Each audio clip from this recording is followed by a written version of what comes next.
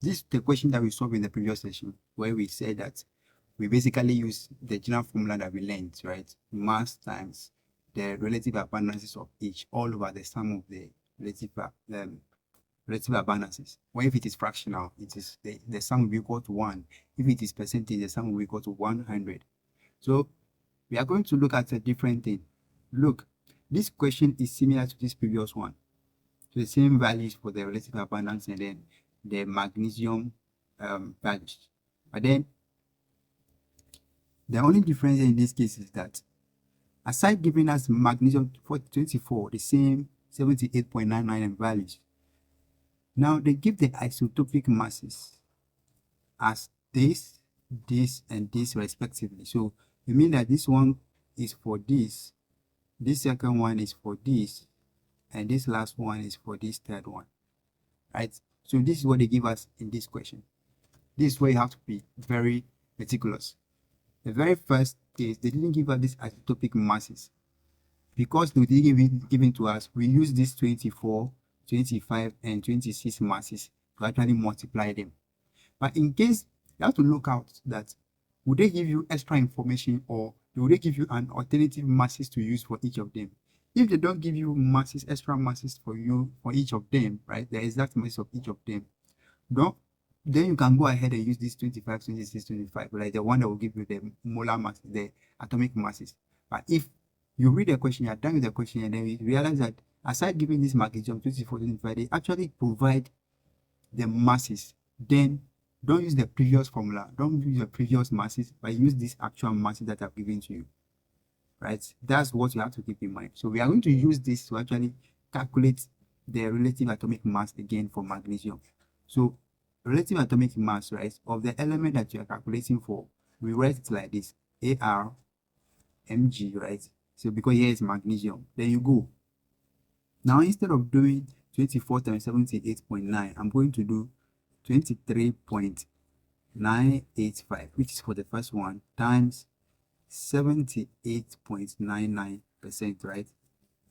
Plus the second one is 24. Isn't I covered it? So let me, I'm sure now it's 24 point 986 times the relative abundance, what, 10%, right? Plus, so all this is a numerator, something that I'm putting all together here. This one is 25.982 times the abundance 11.01 all over the sum of all the abundances is this and this plus this. The sum of all the abundances in this case perfectly gives us 100%. So if you add it, you will finally get 100%. Let's put it in the calculator and then get the value. So when I did that, the final answer that I got, right, is 24.305.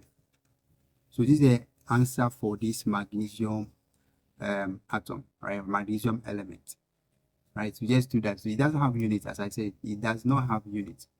So let's go back and let's go to another question and then calculate for this one. Here we have boron, and we say boron is boron 10 and boron 11, right? Boron 10 and boron 11.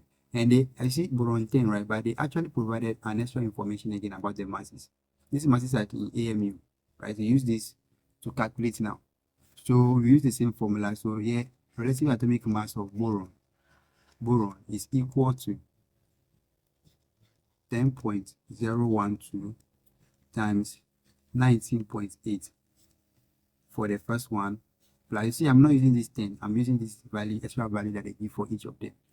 So the next one is 11.009 times 80.2 all over. If you sum this, you are going to have 19.8 plus 80.2. So the denominator is going to give us 100. Again, let's put it in the calculator and get our final answer.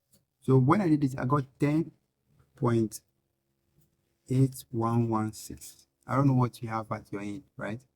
I don't know what you have at your end, but then basically, this is the answer for it, and we say there's no unit. If it is 2 decimal place, basically you can stop at 2 decimal place. Say it's 10.81. You just finish at the 2 decimal place. This is at 2 decimal place, right? Yeah, basically that's it. Now let me give you this exercise. So I try this one on your own. This is for neon, right? Neon, basically what you do is that now you have neon 20, neon 21, neon 22, but then for each of them, they provided mass. If these values were not provided, if these values are not provided, look out for these values. If the extra masses are not provided, then you go ahead and use this 20, 21, and 22. But make sure you finish reading the question to get the extra masses. If these masses are available, use them rather instead of using the masses here. That's the only difference. Otherwise, the formula and everything stays the same. Use that to multiply everything all the time. Right? Yeah. So try this one on your own and then maybe put your answer in the comment section. Let's see if you are correct or not. See you in the next session.